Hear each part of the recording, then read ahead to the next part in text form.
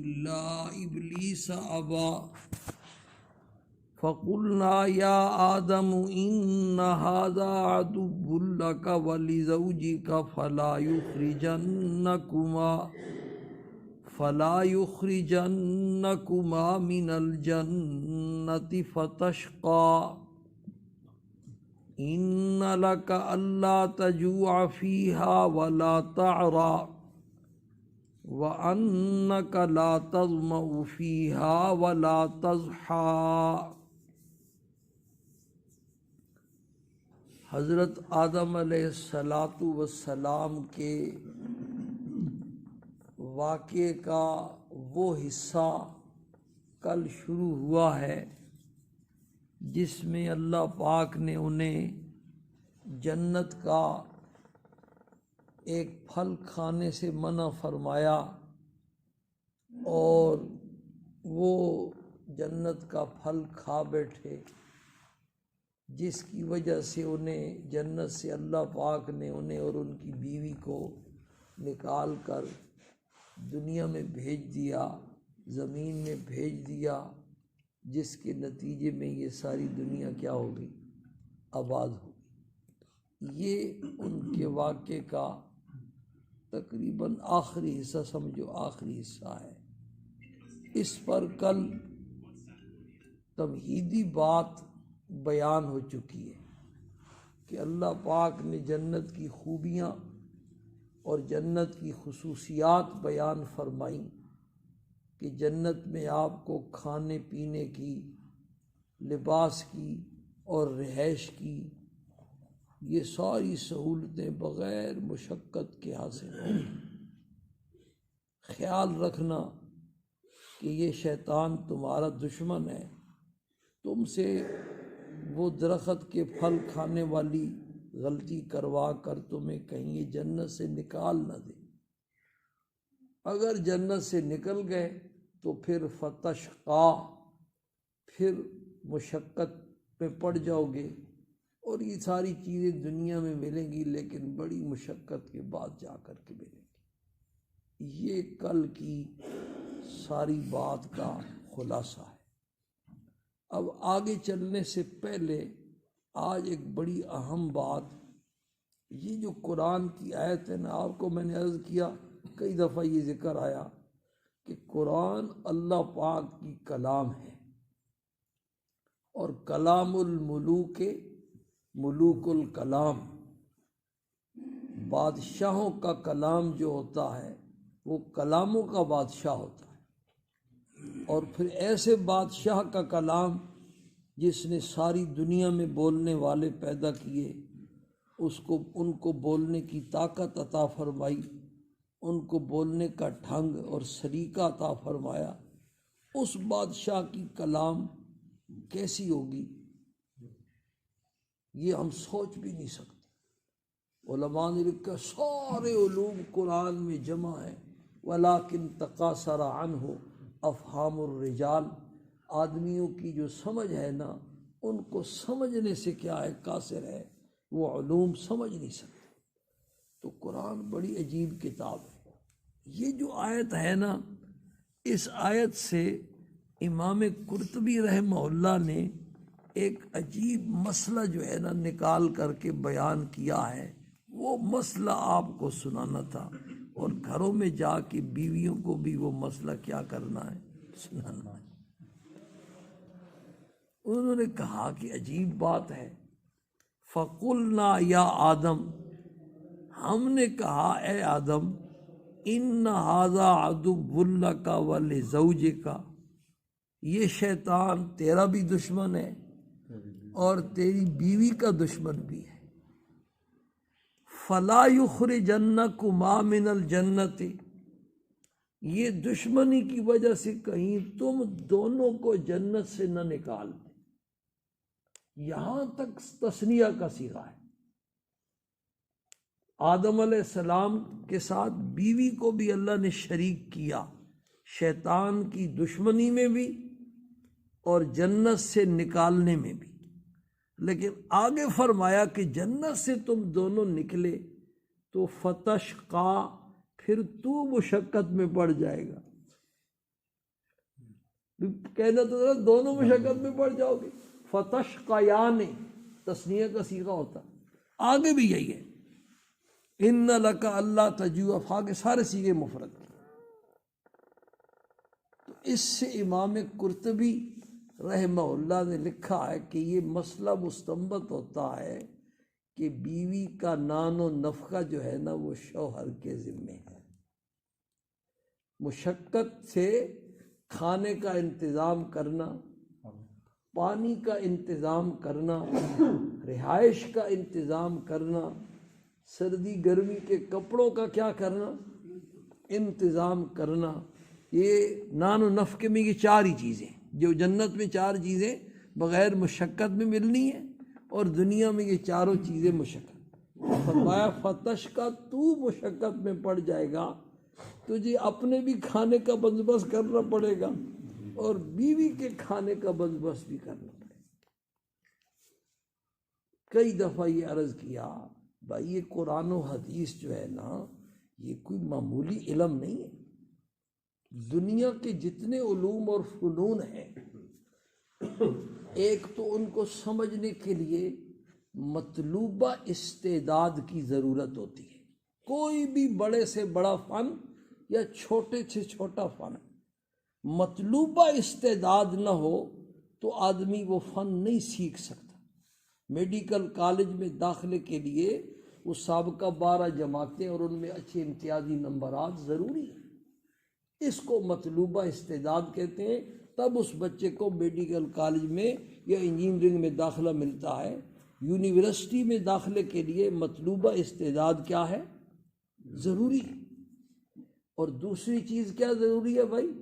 استاد کا ہونا ضروری ہے. سکھلانے والے استاد کا ہونا ضروری ہے. سیکھنے والے میں مطلوبہ استعداد بھی ہو اور پھر سیکھے کسی استاد سے. اگر مطلوبہ استعداد کسی وجہ سے اس کو حاصل کر لی اس نے لیکن استاد سے نہیں سیکھتا تو پھر بھی وہ فن کامل طریقے سے نہیں سیکھ سکتا. یہ دو چیزیں یہ تو دنیا کے ہر علم و فن کے لیے ضروری، اور یہ ایسا 2 دونے 4 والا مسئلہ ہے کہ کوئی عقل مند آدمی اس سے اختلاف نہیں کر سکتا. ہزاروں مثالیں اس کی پیش کی جا سکتی. لیکن قرآن و حدیث کا جو علم ہے نا اس کے لیے ان 2 چیزوں کے علاوہ ایک تیسری چیز کی ضرورت بھی ہے.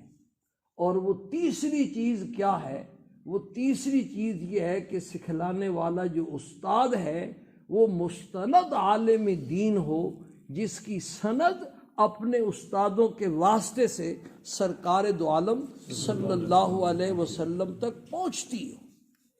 اس استاد سے قرآن و حدیث کا علم باقاعدہ جب بندہ حاصل کرتا ہے اور اس کی سند ایسے جڑ جاتی ہے، ہم نے اپنے استادوں سے پڑھا، انہوں نے اپنے استادوں سے پڑھا، انہوں نے اپنے استادوں سے پڑھا، یہ سلسلہ چلتے چلتے چلتے چلتے یہ سیاہ ستہ کے جو مصنفین ہیں، امام بخاری، امام ترمذی، امام مسلم، امام نسائی، ان تک پہنچا.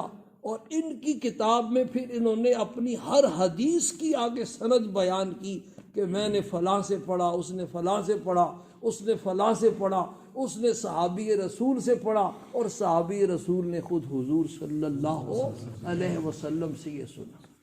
تو پھر جا کر کے قرآن و حدیث کا صحیح فہم بھی حاصل ہوتا ہے، اور اس سند کی برکت سے وہ انوارات اور برکات جو آپ کے سینے اقدس سے نکل کے صحابہ کرام کے سینوں میں منتقل ہوئے تھے وہ انوارات بھی بندے کو کیا ہوتے ہیں؟ نصیب ہوتے ہیں. تو قرآن و حدیث کا علم جو ہے یہ اب یہ کتنی باریک بات ہے. آپ بے شک اردو کے ترجمے پڑھ جائیں، عربی کے آپ ماہر ہو، لیکن یہ بات آپ کو کوئی ماہر فن جو اس فن کو جانتا ہے. آج کل ہماری دستربندیوں کے پروگرام ہو رہے ہیں تو آخری سبق ہوتا ہے تو اس میں ہم بچوں کو ہدایات دیتے ہیں کہ بھائی اس میں ایک مثال میں نے یہ بیان کی کہ علم ایک خزانہ ہے جس کے اندر بے بہا موتی اور بڑے قیمتی قیمتی موتی ہیں. ایک ایک موتی علم کا بچوں کو ہدایات دیتے ہیں کہ بھائی اس میں ایک مثال میں نے یہ بیان کی کہ علم ایک خزانہ ہے جس کے اندر بے بہا موتی ہیں اور بڑے قیمتی موتی ہیں. ایک ایک موتی علم کا وہ کروڑوں اور اربوں کا ہے. اب فارغ ہونے کا مطلب یہ نہیں ہے کہ تم نے وہ سارا حاصل کر لیا، تمہیں اس خزانے کی کنجی اور چابی مل گئی. یہ جو آپ نے نصاب پڑھ لیا اور نصاب میں پڑھ کے مطلوبہ استعداد آپ کے اندر پیدا ہو گئی اور پڑھا بھی مستند علماء سے، تو اس قرآن و حدیث کا جو علم ہے نا، اس علم والے خزانے کی آپ کو کیا مل گئی ہے بھائی؟ چابی مل گئی ہے. اب چابی کے ذریعے تالا کھول کے کتابیں پڑھو گے، مطالعہ کرو گے، موتی چنو گے تو پھر کچھ نصیب ہوگا. اگر تم تالے کو کھولو گے ہی نہیں، چابی جیب میں ڈال کر کے پھرتے رہو گے، موبائل پہ لگے رہو گے، تو ظاہر بات ہے وہ یہ چند سال کہ جو پڑا ہوا ہے وہ کچھ عرصے کے بعد بھول جائے گا. دوسری مثال میں نے دی، یہ ایک آدمی، یہ جو قرآن و حدیث کا علم ہے یہ سمندر ہے، اور ایسا سمندر ہے کہ جس کا کوئی کنارہ نہیں، جس کا کوئی کنارہ نہیں، اور اس سمندر کی تہ میں موتی ہیں اور بڑے قیمتی موتی ہیں. اب وہ موتیوں تک وہی بندہ پہنچ سکتا ہے کہ جس کو سمندر کے اوپر تیرنا آتا ہے. جو بیچارہ تیرنا نہیں جانتا تو اس نے موتی کہاں حاصل کرنے. تو یہ جو ہم نے آپ کو 8-10 سال 12 سال میں نصاب پڑھایا ہے، یہ تیرنے کا فن سکھلا دیا ہے. اب تم تیر کر کے بہوتے لگاؤ گے تو اندر سے موتی نکالو گے تو پھر تمہیں جو ہے نا یہ موتی جو ہے نا کیا ہوں گے؟ نصیب ہوں گے. تو یہ بڑا گہرا علم ہے. پھر ایک تو تیرنا ہوتا ہے، غوطے لگانا ہوتا ہے. یہ غوطہ لگانا یا خزانے کے اندر پہنچ کر کے موتیوں کی پرکھ کہ کون سا موتی اصلی ہے، کون سا موتی کیا ہے؟ نقلی ہے، اور کتنا قیمتی ہے، اس کے لیے تو اجتہاد والا مقام چاہیے. اتنا پڑا ہوا ہو اور اتنی محنت ہو اور اتنا ذہین ہو، اتنی استعداد ہو کہ اجتہاد کے مقام تک پہنچا ہوا ہو، تو پھر سمندر کے اندر سے غوطے لگا کر کے موتی نکال سکتا ہے. تو امام قرطبی رحمہ اللہ نے یہ عجیب مسئلہ یہاں سے کیا کیا؟ مستمد کیا. امام احمش حدیث کے ایک استاد ہیں، اور حدیث میں امام ابو حنیفہ رحمہ اللہ امام احمش کے شاگرد ہیں. امام ابو یوسف جو ہیں وہ بھی امام احمش کے کیا ہیں؟ شاگرد ہیں. کتابوں میں دونوں کا بڑا عجیب الگ الگ واقعہ ایک ہی قسم کا لکھا ہوا ہے. ایک مرتبہ امام احمش اس طرح تشریف فرما تھے اور ان کی مجلس میں امام ابو حنیفہ بھی موجود تھے. ایک آدمی نے آ کر کے امام احمش سے ایک مسئلہ پوچھا، تو امام احمش رحمہ اللہ کے ذہن میں اس وقت وہ مسئلہ نہیں آیا. امام صاحب کو مخاطب کر کے کہا، نعمان تم اس کو جواب دو. امام صاحب شاگرد ہیں. تو امام ابو حنیفہ رحمہ اللہ نے جواب دے دیا مسئلے کا. جب مسئلے کا جواب دیا تو امام احمش نے امام ابو حنیفہ رحمہ اللہ سے پوچھا کہ اے نعمان یہ کس حدیث سے تو نے نکالا ہے مسئلہ؟ تو امام صاحب رحمہ اللہ نے فرمایا کہ حضرت یہ حدیث تو میں نے آپ ہی سے سنی تھی، اور یہ فلانی حدیث سے میں نے یہ مسئلہ مستنبط کیا ہے. تو امام احمش جو ہے نا بڑے حیران ہوئے اور فرمایا بالکل صحیح کہا آپ نے. نحن الصیادلہ یا معشر الفقہاء، نحن الصیادلہ وانتم الاطباء. اے فقہاء کی جماعت، ہم جو ہے نا وہ میڈیکل سٹور والے ہیں، ہم پنساری ہیں، اور تم کیا ہو؟ حکیم ہو. حدیثیں ہمارے پاس بھی موجود ہیں. محدثین کی مثال جو ہے نا وہ پنساری کی ہے. پنساری کی دکان جڑی قیمتی بوٹیوں سے فل ہے، لیکن اس پنساری کو یہ نہیں پتا کہ اس جڑی بوٹی میں کیا کمال ہے کہ مردہ زندہ ہو جائے گا، بیمار ٹھیک ہو جائے گا، اس کو اتنی مقدار میں فلاں جڑی بوٹی کے ساتھ ملائیں گے تو اس کے اندر یہ تاثیر پیدا ہو جائے گی، فلاں اور تیسری بوٹی ملائیں گے تو یہ تاثیر، یہ پنساری کا کام نہیں ہے۔ اور وہی معمولی سی چیز حکیم کے ہاتھ میں جائے گی تو حکیم کو پتہ ہے کہ اس جڑی بوٹی کی یہ تاثیر ہے، اس جڑی بوٹی کی یہ تاثیر ہے۔ اور یہی واقعہ پھر ان کا امام ابو یوسف کے ساتھ بھی اس طرح کا پیش آیا۔ تو بھائی قرآن و حدیث کا جو فن ہے، آپ کو یہ ساری بات کہنے کا مطلب کیا ہے؟